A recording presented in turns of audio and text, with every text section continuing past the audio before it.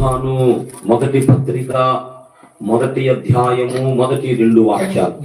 జీవవాక్యమును గూర్చినది ఆది నుండి ఏది ఉండెనో మేమేది వింటిమో, కన్నులారా ఏది చూచితిమో, ఏది నిదానించి కనుగొంటిమో, మా చేతులు దేనిని తాకి చూచినో అది మీకు తెలియజేయుచున్నాము.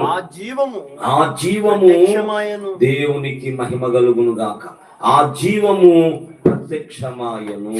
దేవుడి పరిశుద్ధ వాక్యాన్ని మనందరి వినికిడిలో దీవించును గాక. చిన్న మాట ప్రార్థన చేద్దాం. ఆత్మదేవుని సహాయాన్ని కోరుకుందాం. స్తోత్రమయ్యా, ప్రేమ కలిగిన మహా పరిశుద్ధ తండ్రి, నీకు స్తోత్రం ప్రభా. ఈ ఉదయకాలం ఈ రీతిగా నీ పరిశుద్ధమైన సన్నిధిని, పరిశుద్ధుల సహవాసాన్ని, నీతో ఈ శ్రేష్టమైన సమయాన్ని మాకు ఇచ్చినందుకు నాయన మీకు స్తోత్రాలు, వందనాలు, కృతజ్ఞతా స్తుతులు చెల్లిస్తున్నాం ప్రభా. ఇంతదనుక తోడుగా ఉన్నారు. ఇప్పుడు నీ వాక్యమును వినాలని ఆశిస్తున్నాం, ప్రార్థన చేస్తున్నాం. పరిశుద్ధాత్మదేవ అయ్యా, ఈ గ్రంథమంతా నాయన మీరు రాయించిన మాటలు కదా. ప్రవక్తలను మీరు వాడుకొని, అపోస్తలులను మీరు వాడుకొని ప్రభా, విశ్వసించే వారి కోసం, విశ్వసింపబోతున్న వారి కోసం ప్రభా మీరు రాయించిన మాటలు మీరు మాకు వివరిస్తే తప్ప మాకు అర్థం కాదయ్యా తండ్రి. ఈ ఉదయకాలం మాకు ఉపదేశం చేయండి ప్రభా, మా అందరితో మాట్లాడండి. ఘనత, మహిమ, ప్రభావాలు మీకు చెల్లిస్తూ మీ దాసుడను మీ సేవకుడను నన్ను మీ పాదాలకు అప్పగించుకుంటూ యేసునాథుని పరిశుద్ధ నామమున స్తుతించి ప్రార్థిస్తూ ఉన్నాము తండ్రి. ఆమేన్, ఆమేన్. దేవునికి మహిమ కలుగును గాక. హల్లెలూయా, హల్లెలూయా.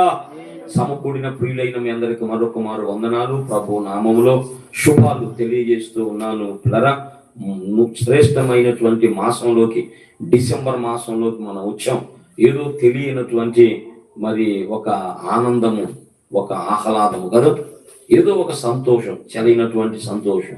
ఇది చిన్నతనం నుంచి మరి మనం వెంటాడుతున్నటువంటి పరీక్ష అన్నమాట. ఈ డిసెంబర్ వచ్చిందంటే అదొక తెలియనటువంటి ఆనందం. పోయిన సంవత్సరం, ఈ సంవత్సరం దేవుడు ఒక పాట మనకి ఇచ్చినట్లుగా ఏదో తెలియని అనురాగం, ఏదో తెలియని అనుబంధం ఆయన వైపు ఆకర్షిస్తా ఉన్నదన్నట్లుగా పిల్లరా. మరి డిసెంబర్ మాసం వస్తే అదొక చెప్పలేనటువంటి ఆనందము, ఆహ్లాదము, ఒక ధైర్యం. దేవునికి మహిమ కలుగును గాక.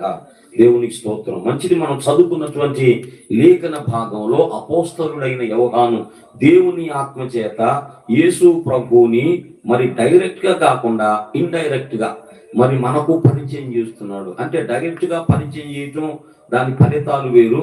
ఇండైరెక్ట్ గా ఒక విషయాన్ని మనకు తెలియజేస్తూ మనకు పరిచయం చేస్తున్నాడు. యేసు ప్రభువారు ఈ లోకానికి వచ్చిన సందర్భాన్ని, ప్రత్యక్షతను జ్ఞాపకం చేస్తూ ఆయన అంటున్నాడు కదా, జీవము మనకు ప్రత్యక్షమైంది. ఏం ప్రత్యక్షమైంది?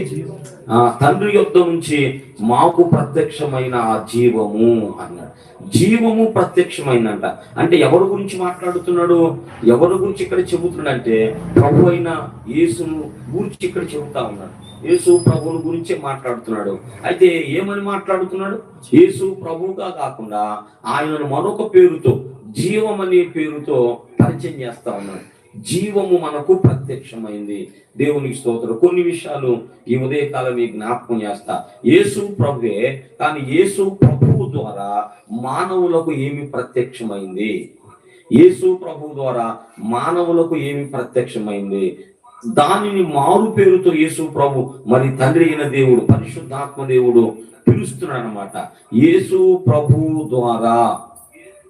ప్రభువు ద్వారా మొట్టమొదట లైఫ్, జీవము ప్రత్యక్షమైందంట.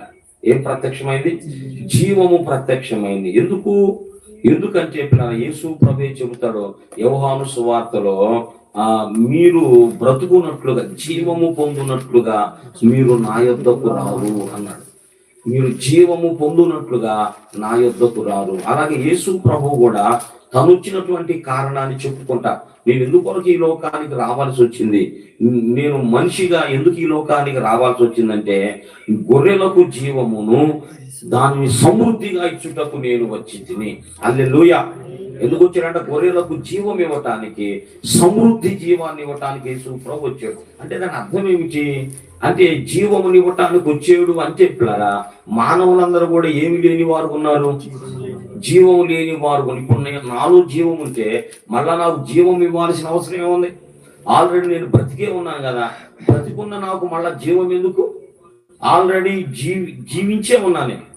ఇప్పుడు జీవము, లైఫ్ అనేది ఎవరికంటే చనిపోయిన వాళ్ళకి కావాలి, కానీ బ్రతికున్న వాళ్ళకి జీవం ఎందుకు అంటే మనం ఆలోచిస్తే మనం బ్రతికే ఉన్నాం, కానీ మనము దేవుని దృష్టిలో మనం చచ్చిపోయిన వారంగా ఉన్నాం. అది దేవుని దృష్టిలో చచ్చిపోయిన వారంగా ఉన్నాం. మరొకటి ఏంటంటే ఆత్మ, ప్రాణము, శరీరం అని 3 ఉన్నాయి. అయితే ఆదాము పాపం చేసినప్పుడు, అవిధేయుడైనప్పుడు ఈ జీవము, ఆత్మ అనేది చచ్చిపోయిందంట.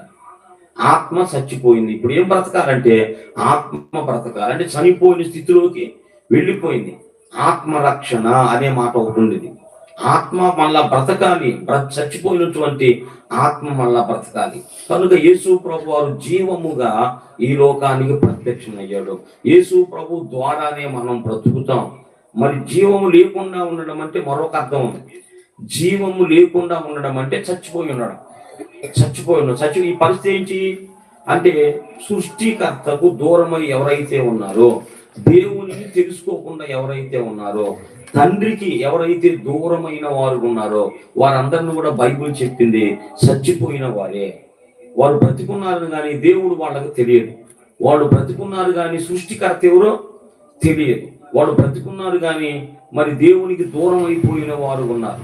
సృష్టికర్తను, దేవునిని, తండ్రిని మరి తెలుసుకోకపోవటం, తండ్రికి దూరం అయి ఉండడం, దీనంతటిని కూడా మరి చచ్చిపోయిన పరిస్థితిగా బైబిల్ వర్ణించింది. ఇది మీ అందరికి కూడా తెలుసు, చచ్చిపోయిన పరిస్థితి. అదో మరి తండ్రి 2 కుమారుల ఉపమానంలో యేసు ప్రభు చెప్పింది అదే. నీ తమ్ముడు తప్పిపోయి దొరికాడు, చచ్చిపోయి బ్రతికాడు. తమ్ముడు చచ్చిపోయాడా? చచ్చిపోలేదు, కానీ తండ్రి మీద తిరుగుబాటు చేసి తండ్రి ఆస్తంతటిని కూడా సమకూర్చుకొని దూరదేశానికి పోయి అదంతా కూడా పాడు చేశాడు కదా. మనందరికి కూడా ఆ కథ అంతా తెలుసు. ఆ కథ మీద ఎన్ని పాటలు అంట, ఆ కథ మీద చాలా పాటలు కూడా రాశారు. నేను కూడా రాసి ఒక పాట. ఏ పాట చెప్పండి? అది కృపలో నేను అతిశయింతును, కృతజ్ఞత స్తుతులు నీకు చెల్లింతును. కృపలో నేను పరవశింతును, కృతజ్ఞత స్తుతులు నీకు చెల్లింతును. కృపలో నీ కృపలో, కృపలో నీ కృపలో, కృపలో నీ కృపలో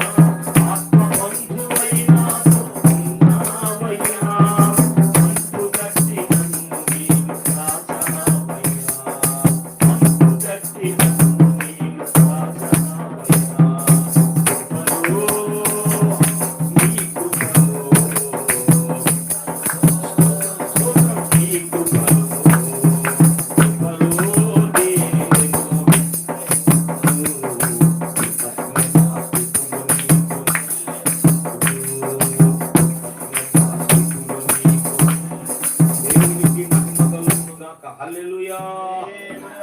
తండ్రి నుంచి ఎవరైతే దూరం అయ్యారో మనం అందరం కూడా పిల్లరా ఒకప్పుడు తండ్రికి దూరం అయిపోయిన వారము, తోట నుంచి బయటకు నెట్టివేయబడిన వారము. అది అయితే దేవుడు కనికరించి చచ్చిపోయిన స్థితి అంటే అదన్నమాట. సృష్టికర్తకు తండ్రికి దేవునికి దూరముగా ఎడముగా బ్రతకడము, ఎరగకుండా బ్రతకడం, దీన్ని ఏమంటారంటే చచ్చిపోయినటువంటి మృతమైన స్థితి. అది మృతమైన స్థితి. కాబట్టి యేసు ప్రభు ఎందుకు వచ్చాడంటే ఈ మృతులైన వారిని మళ్ళా బ్రతికించడానికి. దేవునికి స్తోత్రం. తర్వాత మరొకటి ఏంటంటే పాపముల చేత అపరాధముల చేత కూడా మనం చచ్చిపోయి ఉన్నామని బైబిల్ చెప్పింది. ఇది మన స్థితి. యేసు ప్రభు వారు ఎందుకు కొరకు వచ్చాడంటే మనల్ని బ్రతికించడానికి. ఆయన జీవముగా వచ్చాడు. ఆయన ఎలా వచ్చాడు? జీవముగా వచ్చాడు. జీవము ప్రత్యక్షమైంది అంటే యేసు ప్రభు ప్రత్యక్షమయ్యాడు. కాబట్టి ఏం ప్రత్యక్షమైంది అన్నాడు? జీవము ప్రత్యక్షమైంది. అంటే మనం బ్రతకటానికి జీవము కావాలి, మళ్ళా మనం నిలబడటానికి జీవం కావాలి, తండ్రి దగ్గరకు రావటానికి ఈ జీవం కావాలి, తండ్రితో సమాధాన పడటానికి ఈ జీవం మనకు కావాలి. కాబట్టి యేసు ప్రభు ఎలా వచ్చాడంటే జీవముగా ఈ లోకానికి వచ్చాడు. యేసు ప్రభు అనగా జీవము. మనుషులను బ్రతికించడానికి పరలోకం నుండి ఈ లోకానికి వచ్చాను. యోహాను సువార్త 1వ అధ్యాయంలో కూడా జీవము ప్రత్యక్షమాయను అనే మాట. నిజమైన వెలుగుండెను, లోకములోనికి నిజమైన వెలుగుండెను, అది లోకములోనికి వచ్చుచు ప్రతి మనుషుని వెలిగించుచున్నది. ఆయనలో జీవముండెను, ఆ జీవము మనుషులకు అది జీవముండెను, ఆ జీవము మనుషులకు వెలుగయ్యుండెను. దేవునికే మహిమ కలుగునుగా. జీవము ప్రత్యక్షమైంది. ఇది మనం రిసీవ్ చేసుకోవాలి. తర్వాత ఇంకా 2-3 చెబుతాను మీకు ఏమి ప్రత్యక్షమైందో. తీతుకు రాసినటువంటి పత్రిక 3వ అధ్యాయము. దేవునికే మహిమ. తీతుకు రాసిన పత్రిక 3వ అధ్యాయంలోకి వస్తే పిల్లరా 11వ వచనం చూడండి. ఏలయనగా సమస్త మనుషులకు దేవుని కృప ప్రత్యక్షమై, దేవుని కృప ప్రత్యక్షమై. ఏ ప్రత్యక్షమైందంటమా? కృప ప్రత్యక్షమైంది. కృప ప్రత్యక్షమైంది. ఇది పిల్లరా కృపనగా ఏమిటంటే, కృపనగా దీన్ని బాగా అర్థం చేసుకోండి. కృపనగా దుష్టుని లోకమును జయించుటకు దేవుడు మనకిచ్చినటువంటి అస్త్రం కృప. అది అంటే లోకము, సాతాను, దురాత్మలు ఇవన్నీ కూడా మన మీద పని చేస్తున్నాయి, మన మీద పని చేస్తున్నవి. అవి మనల్ని దేవుని నుంచి దూరం చేయకుండా ఉండలేవు. ఏదో ఒక విధంగా పిల్లరా మనల్ని డ్యామేజ్ చేస్తాయి. దురాత్మలు, దుష్టుడు, ఈ లోకము, మన శరీరం కూడా. జాగ్రత్తగా అర్థం చేసుకోండి. ఇవి మనలను డ్యామేజ్ చేస్తాయి, మన మలినం చేస్తాయి, మురికి చేస్తాయి. కాబట్టి దీని నుంచి మనం తప్పించుకోవాలంటే శరీరాన్ని అయితే మరి ఏదో ఒక విధంగా మనం శుభ్రపరుచుకుంటాం. ఆత్మను కూడా మురికి చేస్తాయి. ఆత్మ కలిగిన కల్ముషం అంటాడు 1 కొరింథీ పత్రికలు పిల్లరా. కాబట్టి దీన్ని మనం ఎలా సరి చేసుకుంటాం? పాపము చెయ్యలేని పరిస్థితి. అది మనం ఎవరమంటే బలహీనులము. మనుషులు ఎవరంటే బలహీనులు. ఏదో ఒక విషయములో పాపము చేయకుండా ఉండడం అనేది అసాధ్యము. కనుకనే 1 యోహాను పత్రిక చెబుతాడు, నాలో పాపము లేదని చెప్పిన ఎడల, పాపము చేయలేదని నేను చెబితే నేను అబద్ధీకుడను అంటాడు. అది అబద్ధీకుడు అని అంటాడు. ఆ పత్రిక ఎవరికి రాశాడంటే విశ్వాసులకే రాశాడు. అంటే లోకంలో ఉన్నాం గనక, దుష్టుడు పరిపాలిస్తున్న రాజ్యంలో ఉన్నాం గనక, శరీరంలో ఉన్నాం గనక మనము ఇలా చేయటం తప్పనిసరి పరిస్థితి. చేయొద్దు అనుకుంటాం. నా ప్రభువుకి ఇష్టం లేదు, నేను చేయొద్దు, అది వాక్యానికి విరోధమైనది, నేను చేయొద్దు అనుకుంటాం. కానీ దాని మీద నిలబడలేని పరిస్థితి మనలోనే ఉన్నది. కాబట్టి దీని కొరకు మనం భయపడాల్సిన అవసరం లేదు. అయితే ఈ పరిస్థితి అంతా కూడా దుష్టుడైన సాతానుడు మనలో తీసుకొచ్చిన డ్యామేజ్ అంతా, మన జీవితాల మీద వాడు కలిగి ఉన్న పట్టు అనేది దేవునికి తెలుసు. మన జీవితాల మీద వాడు కలిగి ఉన్నటువంటి పట్టు దేవునికి తెలుసు. కాబట్టి దీని అంతటిని కూడా మనం జయించడానికి దేవుడు మనకి ఇచ్చింది ఒకటి ఉంది.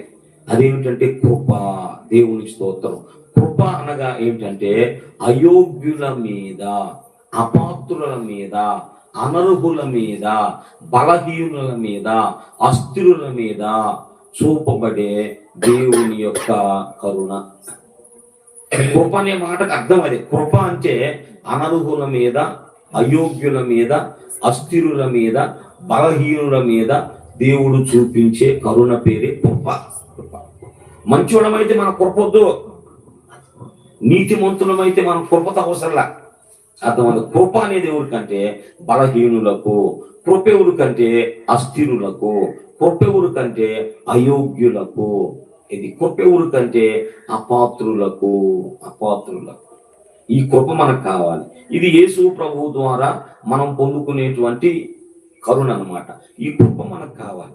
కృప లేకుండా మనం ముందుకు వెళ్ళలేము. దేవుడు అన్నిటినీ కూడా ఆయన జయించి ఈ కృప అనేది ఆయనను బట్టి మనకి ఇవ్వబడినటువంటి ఒక అర్హత అన్నమాట. ఆయనను బట్టి మనకి ఇవ్వబడింది. మనలో ఉన్నది ఏమిటంటే ఫెయిత్, విశ్వాసం. మనలో ఏముంది చెప్పండి? విశ్వాసం మాత్రం ఉంది. ఆయన నమ్ముకున్నామంతే. ఆయన మంచివాడని, పరిశుద్ధుడని, అదే నీతిమంతుడని, దేవుడని, దేవుని కుమారుడని ఆ విశ్వాసం అయితే మనలో ఉంది. విశ్వాసం అయితే పరిస్థితులను జయించే, లోకాన్ని జయించే, సాతానుని జయించే శక్తి మనలో లేదు. కానీ దేవుని కృప అయితే మనకుంది, విశ్వాసం అయితే మనకుంది. దేవుని మీద మనకేముంది? విశ్వాసం ఉంది. ఈ విశ్వాసము చాలు దేవుడు మన జీవితంలో ఏదైనా చేయటానికి. అసలు రక్షణ ఎట్ట కలిగిద్దంట మనిషికి? ఒకసారి ఎఫెసీ పత్రిక చూడండి. రక్షణ ఎలా కలిగిద్దో చెబుతారు. 2వ అధ్యాయము 7-8 వచనాలు చూడండి. మీరు విశ్వాసము ద్వారా కృపచేతనే రక్షింపబడి ఉన్నారు, మీ వలన కలిగినది కాదు. ఎట్లాగంట? విశ్వాసము ద్వారా దేవుని కృపచేత. కృపే మనకు రక్షించింది, కృపే మనల్ని కాపాడింది, కృపే మనల్ని క్షమించింది. కాబట్టి యేసు ప్రభు రూపములో జీవము ప్రత్యక్షమైంది. యేసు ప్రభు రూపంలో కృప ప్రత్యక్షమైంది. మనకేం ప్రత్యక్షమైంది? కృప. మనం ఎవరమంటే కృపను పొందిన వారు. ఆయన పరిపూర్ణతలో నుండి మనము కృప వెంబడి కృపను పొందుదాము అన్నాడు. ఆయన పరిపూర్ణతలో నుండి కృప వెంబడి కృప పొందుదాము. అలాగే 2వ కొరింథీ పత్రిక 12వ అధ్యాయంలో పౌలు దేవుని దగ్గర ప్రార్థన చేస్తాడు.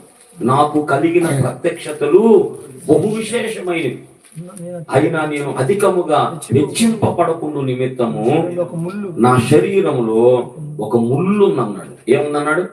ముళ్ళుందన్నాడు. ఎందుకంటే తనకి ఇవ్వబడినటువంటి ప్రత్యక్షతలు చాలా తెలుసుకున్నాడు పౌలన్న.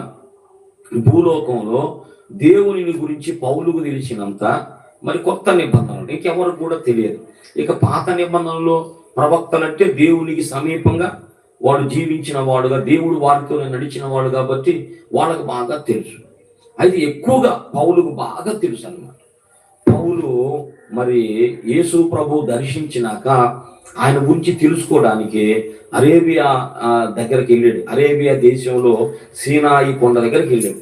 మోషేకి ఏ దేవుడైతే సీనాయి పర్వతం మీద దిగొచ్చి ధర్మశాస్త్రాన్ని ఇచ్చాడో ఆ కొండ దగ్గరికి వెళ్ళాడు.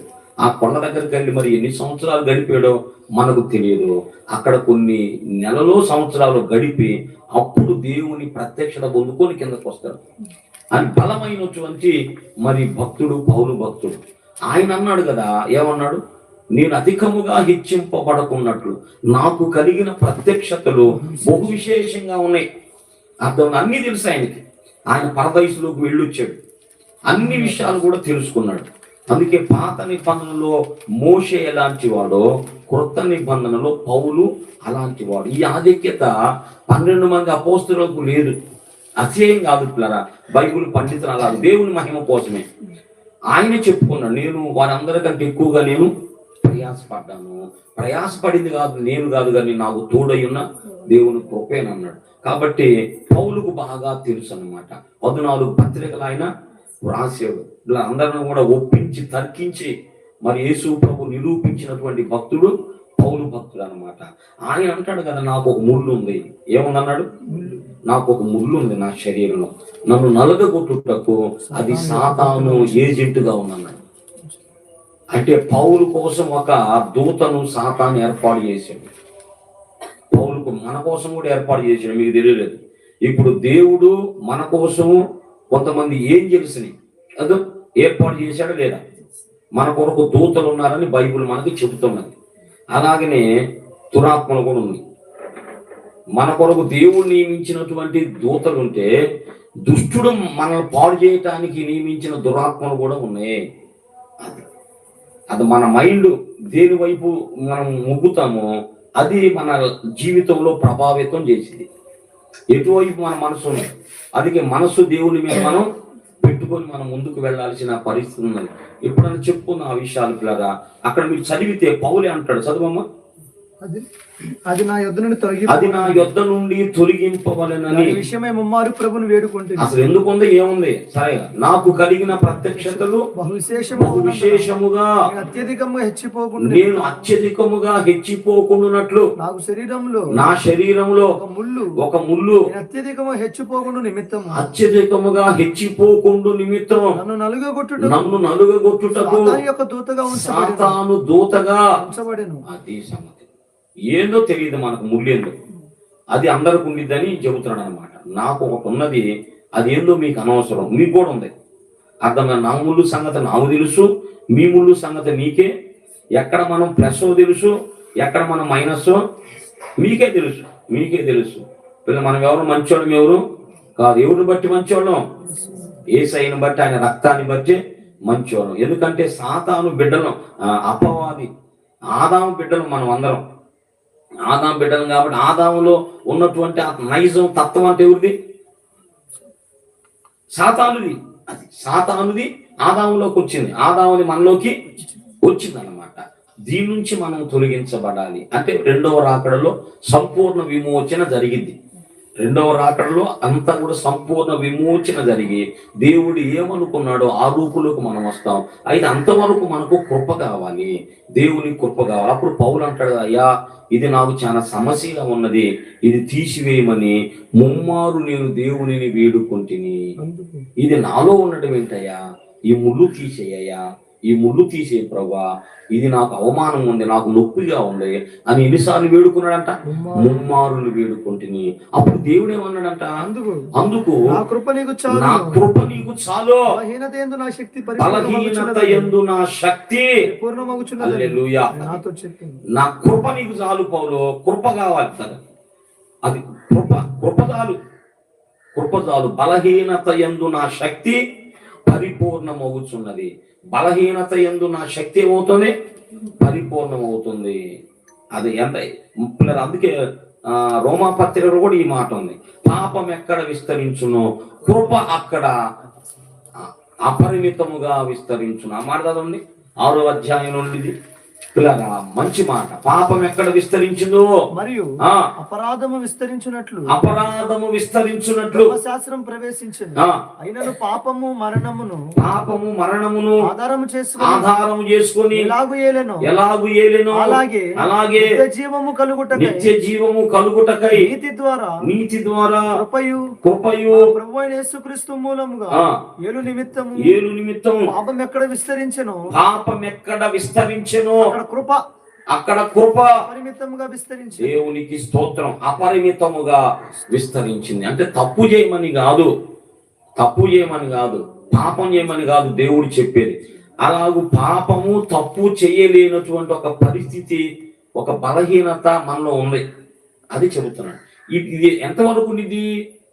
శరీర సంబంధమైన కార్యములు అంటే అసూయ, ద్వేషము, స్వార్థము, అది దుష్టుని లక్షణాలన్నీ కూడా, ఇవన్నీ కూడా సాతాను లక్షణాలు. ఇవన్నీ మనలో ఉంటాయి.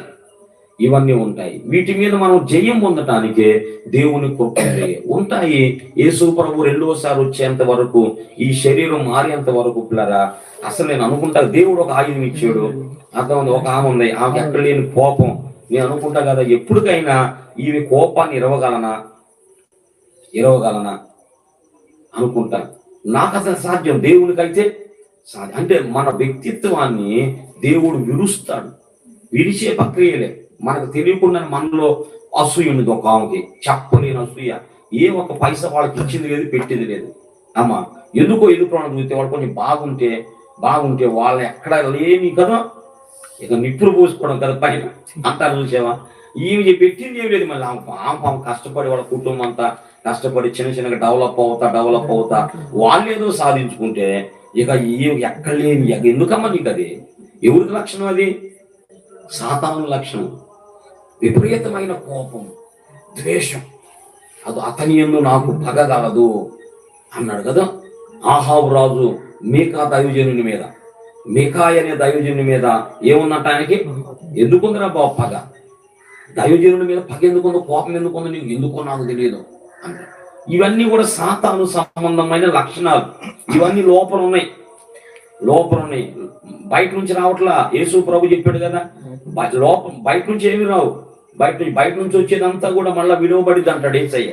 మార్కు సువార్త 7వ అధ్యాయంలో వచ్చేయన్నీ కూడా లోపల నుంచి వస్తాయి. ఎక్కడి నుంచి వస్తాయి? లోపల నుంచి. లోపల ఉన్నాయి. మరి ఆదాము పాపం చేయటాన్ని బట్టి సాతానుకు సంబంధించిన లక్షణాలన్నీ కూడా లోపల నుంచే వస్తాయి. అవి కనపడినప్పుడు మీరు వివేచించాలి. ఇది నా దేవుని సంబంధమైంది కాదు కదా. ఇలా దేవుని పిల్లలకు ముఖ్యంగా వివేచన కావాలి. అందుకే పరిశుద్ధాత్మ దేవుడు వివేచన వరాన్ని కూడా ఇస్తాడు. మనం అడగాలి. అర్థమైంది? అందరూ నా వైపు చూన్నట్లుగా, నేనేదో గొప్ప ఉన్నా, నేనేదో పెద్ద హైట్ అన్నట్లుగా అదో అందరూ అట్లా అనుకోవాలి. అది అట్లా ఆహా ఈమె ఇతడు ఏందనుకున్నా, ఈమె ఆత్మను పొందింది, ఈయన ఆత్మను పొందేడు అంటే మీలో ఒక శూన్యతాభావం ఉన్నట్లేగా. అర్థమైందా? అది తప్పు. అది అర్థమైందా? మనమందరం సాటి అవయవాలం, ఒక శరీరంలోని సాటి అవయవాలం. పిల్లరా, శరీరంలో నువ్వెంత ముఖ్యమో నేను కూడా అంత ముఖ్యం. శరీరం సంఘం అంటే చెప్పు. సంఘం అనగా శరీరం. అన్ని అవయవాలు ఎన్ని లోపల ఆర్గన్స్ ఉన్నాయో మనకు తెలియదు. అవన్నీ ఒకదానికొకటి సపోర్ట్ చేసుకుంటేనే ఇటు చూస్తున్నాం. నాకేమి అన్ని సపోర్ట్ చేసుకుంటేనే నవ్వుతున్నాం. ఒక్కడ కూడా ఒకదానికి సపోర్ట్ చేయకపోతే ఏదో బాగలేదన్నా, ఏదో అంటావు. బాగలేదు అన్నావంటే దాని అర్థం ఏంటంటే లోపల ఒకదానికొకటి సహకరించుకోవట్లా. బాగుంది అన్నావంటే అన్నీ కూడా యాక్టివ్గా పనిచేస్తున్నాయి. అందులో నువ్వు ఇప్పించేది, నేను ఇప్పించేది. క్రీస్తులో మనం అందరం కూడా ఆయన అవయవాలమే. ఆయన శరీరంలోని అవయవాలం. నన్ను కన్నుగా పెట్టుకున్నాడు, నన్ను నోరుగా మీకు చెప్పడానికి నోరుగా పెట్టుకున్నాడు. మీరు కన్నులు అవుతారు, లేదా మీరు గుండెలు అవుతారు, మెదడు అవుతాడు. అనేకమైన అవయవాలు మనకున్నవి. కాబట్టి పరిశుద్ధాత్మ దేవుడు ఈ వరాలను ఇచ్చి, అర్థమైన ఆ వరాలలో ఒకటేమో గొప్పది, ఒకటేమో చిన్నది కాదు. మనిషి సంపూర్ణుడు అవ్వటానికి వరాలన్నీ కూడా మనకు కావలసినవి, వరాలన్నీ మనకు అవసరమైనవి. దేవునికి స్తోత్రం కలుగును గాక. పిల్లరా, ఏం చెబుతున్నాను? కృప గురించి చెబుతున్నాను. మనం అందరం ఒకటే. ఎవరికున్న లోపాలు వాళ్ళకు ఉంటాయి, ఎవరికున్న బలహీనతలు వాళ్ళకు ఉంటాయి. ఎవరు గొప్ప కాదు, ఎవరు తక్కువ కాదు. మనమందరము ఆదాము పిల్లలము. ఆ తర్వాత మనం దేవుని కుమారులం, ఇప్పుడు దేవుని బిడ్డలం అయ్యాం. దాన్ని బట్టి మనం ప్రభువుని స్తుతించాలి. లోపం నుంచి వస్తాయన్నీ. ఈ పరిస్థితి ఎప్పుడు ఆగిపోయింది అంటే మహిమ శరీరం వచ్చినప్పుడు. మహిమ శరీరం వచ్చి ఇలాంటి శరీరాన్ని మనం అప్పుడు వచ్చిద్దాం. అంతవరకు పిల్లరా మన మీద సాతాను దాడి, వాడి బాణములు, వాడి మోసము, వాడి మాయ మన మీద ప్రయోగించబడతానే ఉండింది.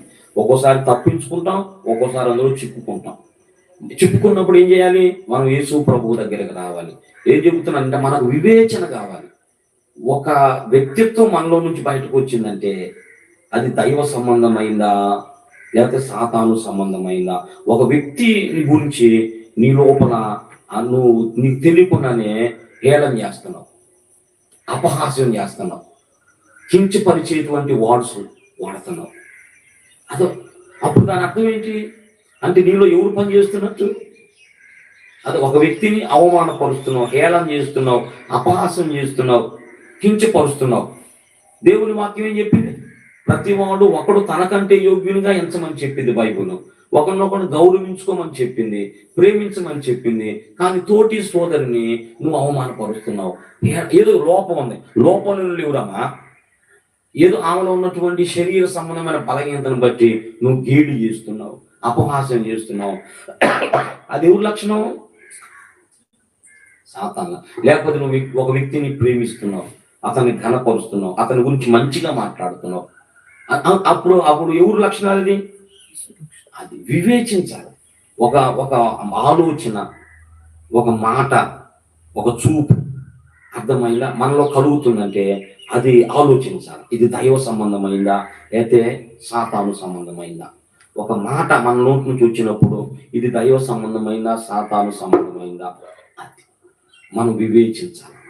వివేచించి అప్పుడు ఇది దైవ సంబంధమైంది కాదు, ఇలా మాట్లాడినట్టు నేను, ఇది దైవ, ఇలా నేను చూసేనేమిటి, ఇలా ఆలోచించేనేమిటి, ఎమ్మన్నే ప్రభు పాదాలు, ప్రభువా ఇది నీకు సంబంధించింది కాదని మనం అందుకే వివేచన కావాలి. మనం వివేచనతో పిల్లరా. ఎందుకు వివేచన? ఎందుకంటే ఏది దైవ సంబంధమైందో ఏది దైవ సంబంధమైంది కాదో వివేచన మనకు తెలియపరుస్తుంది అన్నమాట. వివేచన వరాలి. అప్పుడు మనం ఆలోచించుకుంటాం. దేవుంది కానప్పుడు పరిస్థితి కూడా ఆలోచించాలి. నేను చెప్పేది అదే, ఒక పరిస్థితి కుటుంబంలో ఉన్నదంటే ఆలోచించాలి. ఈ విధమైన పరిస్థితి నిజంగా నా ప్రభువుదేనా? ఈ విధమైన ఈ కుటుంబంలో ఈ పరిస్థితులు ఏమిటి? ఇది నా ప్రభు అనుమతించిందేనా?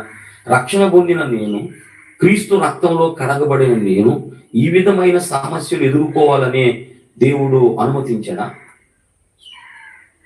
అనుమతిస్తాడు. అనుమతి ఎందుకు ఇస్తాడంటే నువ్వు తెలుసుకోవడానికి అనుమతిస్తాడు. తెలుసుకోవడానికి దైవజనుడు ఇప్పుడు ఈ వారు ఎప్పుడు మాట్లాడే మెసేజ్ విన్నాను, నా జ్ఞాపకం ఉంది. శ్రమలన్నీ కూడా దేవుణ్ణి గురించి మనకు నేర్పే పాఠాలే అన్నాడు. మనకొచ్చే ప్రతిదీ కూడా దేవుడి గురించి మనం లోతుగా తెలుసుకోవడానికి పాఠాలు అంటారు. ఎంత మంచి మాట! ఆ మాట మీకేమైనా అర్థమైంది? అసలు ఆ మాట అర్థం చేసుకోవాలి. ఎందుకంటే నువ్వు దేవుణ్ణి అర్థం చేసుకోవాలా, దేవుణ్ణి నువ్వు అర్థం చేసుకోవాలి. అర్థం చేసుకున్నప్పుడు దేవుని దగ్గరకు పోతావు, దాని మీద నువ్వు జయం పొందుతావు. హల్లెలూయా. ప్రతి పరిస్థితిని నువ్వు వివేచించాలా. ఇదేంటి ఈ గృహంలో ఇలాంటి వాసన అవుతుంది ఏంటి, ఇలాంటి పరిస్థితులను ఏమిటి, ఈ గృహంలో రోగాలను ఏంటి, ఈ గృహంలో ఆర్థిక ఇబ్బందులను ఏమిటి, ఈ గృహంలో అసమాధానం ఉందేంది, ఈ గృహంలో ఇలాంటి వాతావరణం ఉందేంది. ఇలా అప్పుడు ఎమ్మండి మీరు మోకరించాలి. ప్రభువా రక్షణ పొందుట వలన నువ్వు ఇచ్చిన మంచి జీవితం ఇది కాదయ్యా.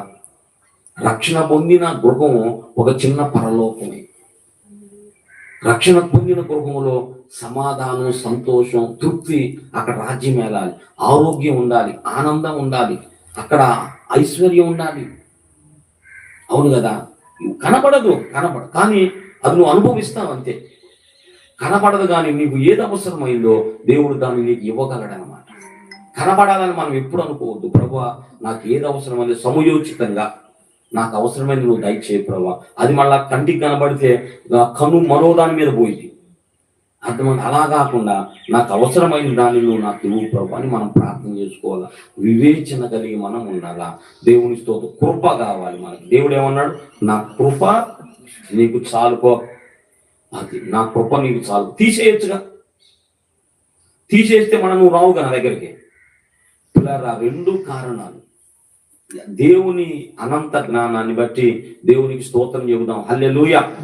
ఆయన జ్ఞానానికి మితిలేని వాడు. ఆయన ఎట్లా అర్థం చేసుకుంటావు? ఎందుకు అనుమతిస్తాడు? ఎందుకు అనుమతించాలి? వీటిని బట్టే వస్తావు, లేకపోతే ఎందుకు వస్తావు? ఇలాంటి పరిస్థితి నీలో కలగటాన్ని బట్టే నా పాదాల దగ్గరికి రాగలుగుతావు. కొన్ని పాఠాలు నేను నీకు నేర్పగలుగుతాను, కొన్ని పాఠాలు నీకు నేర్పగలుగుతాను. కాబట్టి నా కృప నీకు చాలుపో. కృప ఉంది కదా, నువ్వు ఎందుకు భయపడతావు? కృప లేకపోతే కదా, అంటే పర్మిషన్ కాదు, దాన్ని ఏమంటారు? పర్మిషన్ ఏం చేయాలి? తప్పు చేయటానికి అవకాశం, దేవుడు ఇచ్చేటువంటి అవకాశం, అధికారం కాదు. అది ఆలోచించాలి ప్రతిదాన్ని కూడా. ఆహా ఏం పర్ల కృప ఉందంటలే. ఇది ఒక సిద్ధాంతం ఉంది, మీకు తెలుసు లేదో. రక్షణ మన క్రియల మీద ఆధారపడింది కాదు. మనం ఎట్ట చేసినా ఇప్పుడు ప్రొటెస్ట్ సంఘాలు ఇదేనమ్మా. ప్రొటెస్ట్ సంఘాలు చెప్పేది ఇదే. మరి ఏందనుకున్నా? ఎందుకు దూరం అవుతాం? అందులోంచి మళ్ళీ జాన్ వెస్లీ గారు ఎందుకు బయటకు వచ్చాడు అనుకున్నా? అందులోంచి మార్టిన్ లూథర్ గారు ఎందుకు బయటకు వచ్చాడు అనుకున్నా?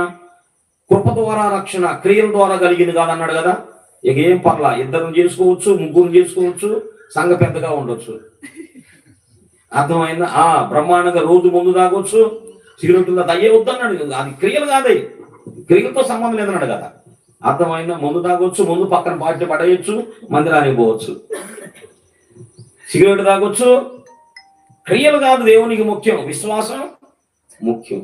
అప్పుడు జాన్ వెస్లీ గారు లేచి తోలు తీస్తా జాగ్రత్త, అర్థమైందా? రక్షణ పొందినోడు పరిశుద్ధంగా బ్రతకాలి, పరిశుద్ధంగా బ్రతకాలి. పరిశుద్ధులే దేవునికి ఇష్టలు. కాబట్టి అంటే తప్పు జరగదని నేను అనను, కానీ అది బేస్ అయి ఉండాలి. నేను దేవుని బిడ్డను, నాలో ఏ తప్పు జరగకూడదన్న నిశ్చేతలు నువ్వు ఉండాలి. నిశ్చేతలు నువ్వు ఉండాలి. నీకు తెలియకుండా కొన్ని జరుగుతాయి. అప్పుడు యేసయ్య పాదాలు పట్టుకోవాలి. ప్రభువా, నేను ఇలాగ అనుకున్నాను, కానీ ఇలా జరిగిందయ్యా, నన్ను క్షమించు. నా హృదయం అయితే ఇలా లేదు, నా హృదయం అయితే, నా మనసు అయితే నీకు ఇష్టంగా ఉండాలనే ఉన్నది, కానీ పరిస్థితుల ప్రభావం నన్ను ఇలా చేసినాయ్యా. మనుషులు నన్ను బలవంతం పెట్టి నాకు బొట్టు పెట్టారయ్యా, మనుషులు బలవంతం చేసి నాకు గాజు తగిలించారయ్యా, మనుషులు బలవంతం చేసి నా చేత పూజ చేయించారయ్యా, మనుషులు బలవంతం చేసి రాజీ పడేటట్టుగా చేస్తాము కదా. మనుషుల ప్రభావం పడింది నీ మీద. అప్పుడు ఏం చేయాలి? ప్రభు దగ్గరకు వచ్చి, ప్రభువా నన్ను సౌలు తప్పు చేయటానికి గల కారణం ఏంటంటే మనుషులేనంట. మనుషులు ఏదో ప్రేరేపించారు, ఈయన వాళ్ళ ప్రేరేపణకు లోబడ్డారు. కాబట్టి యేసు ప్రభు అన్నాడు కదా క్రొత్త నిబంధనలో, మనుషులను గురించి జాగ్రత్త అన్నాడు. మనుషుల గురించి కూడా జాగ్రత్త పడాలి మనం. అదా వాళ్ళు మనల్ని ఏం చేస్తున్నారు? మన చిన్న ట్రాకు తప్పిస్తానికి ప్రయత్నిస్తున్నారా, లేకపోతే ట్రాకులు నిలవటానికి ప్రయత్నిస్తున్నారా? మనుషుల విషయమై జాగ్రత్త. చిన్నగా ట్రాకు తప్పిస్తే మనం జాగ్రత్తగా ఏమైనా పక్క తీసుకెళ్తుంది, ఏం కాదులే రామ్మా, ఏం కాదమ్మా, ఏం కాదంట అని చెబుతారు అన్నమాట. ఇక్కడికి వచ్చి అక్కడ పోయినాక జరిగేదంటే ఏంటి? దేవుని విరోధం అయినప్పుడు ఏం లేదు, అట్లా మనం ఉంటే చాలంట, వాళ్ళంతా చేసుకుంటారంట. అట్టే చెబుతారు తీసుకెళ్ళి కదా. మన మౌనం ఉంటాం. ఇదేమి జరగదమ్మా, అంతా సాతాను వాడు యుక్తిపరుడు, మనం బలహీనులం. మనం ఏం చెప్పండి? మన ఆధారం మన మీద కాదు, మన ప్రభువు మీద. కాబట్టి మనం యేసయ్య పాదాలు పట్టుకోవాలా, యేసయ్య పాదాలు పట్టుకోవాలి. కృప గురించి చెప్పేంత వరకు దేవునికి స్తోత్రం చెబుదాం. అది కృప ప్రత్యక్షమైంది. కృపే లేకపోతే, ఈ క్షమాపణ అనేది మనకు లేకపోతే మనం అందరం కూడా నరకానికి వెళ్ళాల్సి వచ్చింది. రక్షణ పొందటమే కాదు, దేవుడు జీవిత కాలం వరకు మనకు దేవుడు కృపనిచ్చాడు. మనకి ఏమి ఇవ్వబడిందంటే కృప ఇవ్వబడింది. ఆ కృప మీద ఆధారపడి మనం బ్రతకాల. మనం మహిమ శరీరం వచ్చేంత వరకు మనం బలహీనులమే. మహిమ శరీరం వచ్చేంత వరకు మనము ఆ దుష్టునికి ఒక విధంగా మనం శరీరం పట్టుంది. దానిని బట్టి మనము ఎప్పటికైనా మనం తప్పు చేయడానికి అవకాశము ఉంది. అది సాతాను యొక్క గర్వం ఏంటనుకుంటున్నారు? ఆ పాప నియమము మనలో తీసుకొచ్చి పెట్టాడు. అది మన రక్త మాంసములో ఇమిడిపోయి ఉంది. అది పాప నియమం ఎక్కడ చెప్పండి? మన రక్త మాంసాల్లో ఇమిడిపోయి ఉంది. ఎప్పుడు పోయిందంటే మహిమ శరీరం మనకు వచ్చినప్పుడు, యేసయ్య రెండవసారి వచ్చినప్పుడు, అప్పుడు దాని మీద పూర్తిగా పట్టుపోయి ఒరిజినల్ శరీరాన్ని మనం పొందుకుంటాం. యేసు ప్రభు లాంటి దేహాన్ని మనం పొందుకుంటాం. పాప నియమము లేనటువంటి శరీరాన్ని ప్రభు మనకి ఇస్తాడు రెండవ రాకల్లో. అంతవరకు కూడా మనం దీని మీద ఆధారపడి బ్రతకాలి, కృప మీద ఆధారపడి బ్రతకాలి. కృపే కావాలి. ఎందుకంటే ఈ లోకమంతా కూడా సమస్యల వలయము. ఈ లోకమంతా కూడా సమస్యల వలయము. ఒక ప్రాబ్లం పోతే ఇంకోటి వచ్చింది, ఇంకోటి పోతే ఇంకోటి వచ్చింది. ఒకటేమో నీలో నుంచే బయలుదేరింది, నీ శరీరం అందుబాటులో ఉండదు. ఇదొక మన శరీరమే మనకు సమస్యలు తీసుకొచ్చి పెట్టింది. కుటుంబమే కొన్ని సమస్యలు మనకు తీసుకొచ్చి పెట్టింది. బిడ్డల ద్వారా కొన్ని సమస్యలు వస్తాయి, భర్త ద్వారా కొన్ని సమస్యలు వస్తాయి, ఇరుగు పొరుగు వారి ద్వారా కొన్ని సమస్యలు వస్తాయి, పని చేసే స్థలం దగ్గర కొన్ని సమస్యలు వస్తాయి. సమస్యల వలయం ఇది. లోకం అంతా ఏం చెప్పు? సమస్యల వలయం. వీటన్నిటి మీద జయించడానికి దేవుడు మనకేమిచ్చాడు? ఇచ్చాడు. అది కృప మీద ఆధారపడుతూ మనం జయించవలసిన వారంగా మనం ఉన్నాం. యేసు ప్రభు ద్వారా జీవము ప్రత్యక్షమైంది, యేసు ప్రభు ద్వారా కృప ప్రత్యక్షమైంది. కాబట్టి ఆ కృప పొందుకుందాం. కృప మీద మనం ఆధారపడి మనం బ్రతుకుదాం. దేవుడి మాటలు మన అందరి కొరకు దీవించును గాక. యేసు ప్రభు ద్వారా ఏమొచ్చింది? కృప వచ్చింది. అది మనం ఎక్కడ ఉన్నాడో? కృపలో ఉన్నవాళ్ళం, కృపలో దాగిపోదాం. దేవుడు మనం